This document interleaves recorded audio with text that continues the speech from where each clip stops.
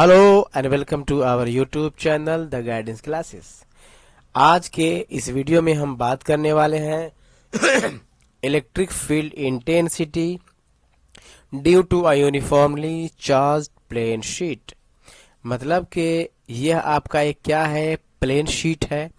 क्या है? Plane sheet है,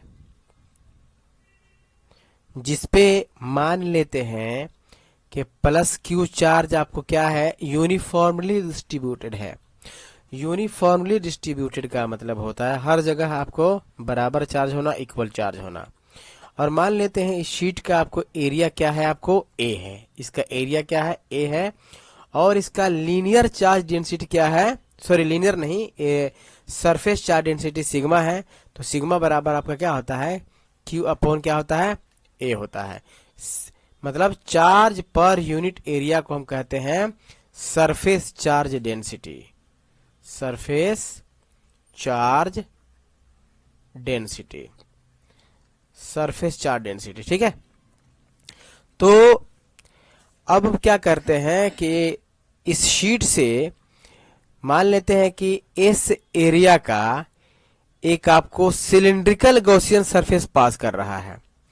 cylindrical Gaussian surface, cylindrical Gaussian surface pass कर रहा है।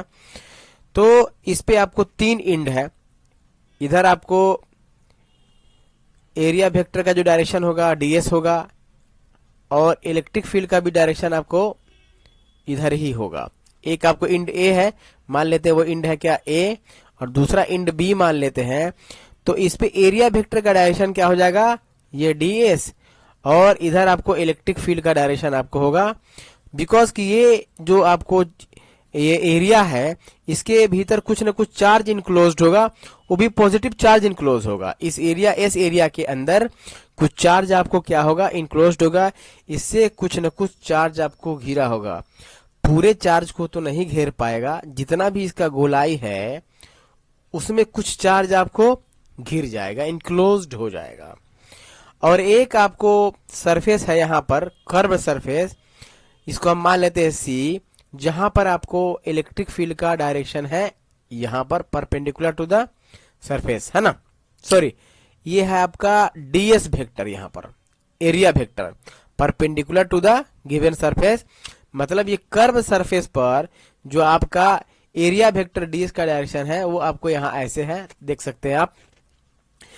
तो आपको पता चल गया कि तीन जगह से आपको फ्लक्स निकल सकता है। एक आपको पॉइंट ए से निकलेगा, एक आपको पॉइंट बी से निकलेगा, और एक आपको कर्व सरफेस से निकलेगा।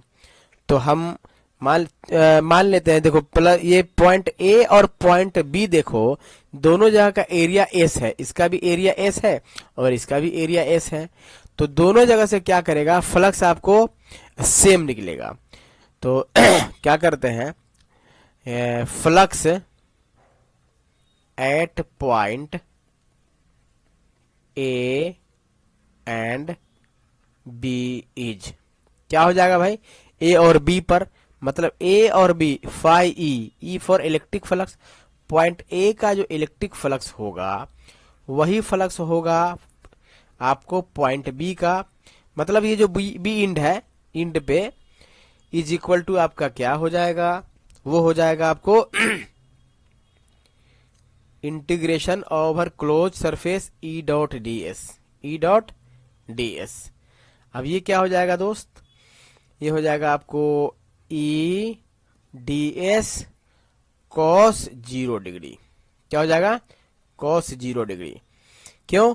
क्योंकि यहां पर दोनों डीएस वेक्टर और इलेक्ट्रिक फील्ड वेक्टर दोनों सेम डायरेक्शन में है। थीटा बराबर हो जाएगा यहां पर 0, ये याद रहे आपको।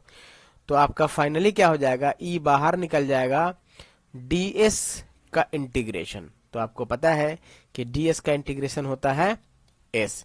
तो हमारा ई इंटू एस फ्लक्स जो है आपका पॉइंट ए पर, फ्लक्स जो है आपका पॉइंट ए पर, वो हो जाएगा फ्लक्स पॉइंट बी पर, वो क्या हो गया आपका ई इंटू एस। इसको हम मान लेते हैं इक्वेशन नंबर 1। अब क्या करते हैं, हम फ्लक्स कर्व सरफेस से देखते हैं कितना निकल रहा है। तो दोस्त यहां तक नोट करने के लिए आप वीडियो को पॉज करेंगे और नोट कर लेंगे। हम आगे बढ़ते हैं। हमने एक दूसरा सरफेस लिया था, मतलब सरफेस नहीं, यहाँ पर सी, और हमने कहा था कि ये जो सरफेस है यहाँ पर इलेक्ट्रिक फील्ड का जो डायरेक्शन है, सॉरी इलेक्ट्रिक फील्ड कह रहे हैं, एरिया वेक्टर का जो डायरेक्शन ऐसे है और इधर से आपको इलेक्ट्रिक फील्ड का जो डायरेक्शन है ऐसे है, ठीक है। तो यहाँ पर देखना, यहाँ पर क्या है, इलेक्ट्रिक फील्ड में और डीएस वेक्टर में जो एंगल है वह 90 डिग्री है। ये हमारा सी पॉइंट था। तो फ्लक्स जो है आपका पॉइंट सी पर आपको क्या हो जाएगा, E D S cos 90 degree. Cos 90 का वैल्यू आपको पता है क्या होता है, 0 होता है। तो क्या हो जाएगा, ई डी एस इंटू 0। तो फाइनली आपका जो है फ्लक्स पॉइंट सी से क्या करेगा, 0 निकलेगा, है ना। पॉइंट सी पर आपको फ्लक्स क्या होगा, 0 आएगा, ठीक है। अब आपको इतना पता है कि जो फ्लक्स है पॉइंट ए पर और पॉइंट बी पर फ्लक्स आपको पता है, ये आपको ई इंटू क्या है, एस है, और सी पॉइंट पर जो फ्लक्स है वह है आपको 0। अब बात करते हैं according to Gauss theorem. According to Gauss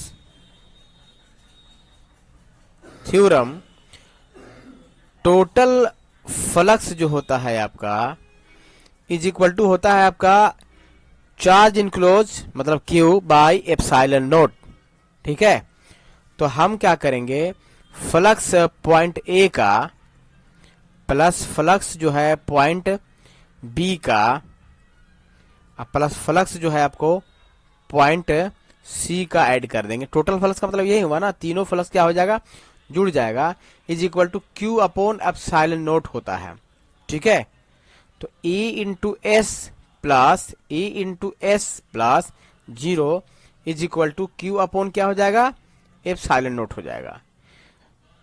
तो हमारा 2 times E S is equal to Q upon क्या हो जाएगा, एप्सिलॉन नोट। अब Q के बारे में है कि Q कितना चार्ज इनक्लोज कर रहा है, तो हमारा ये एरिया एस है ना। तो सिग्मा इक्वल टू होता है Q अपॉन एरिया।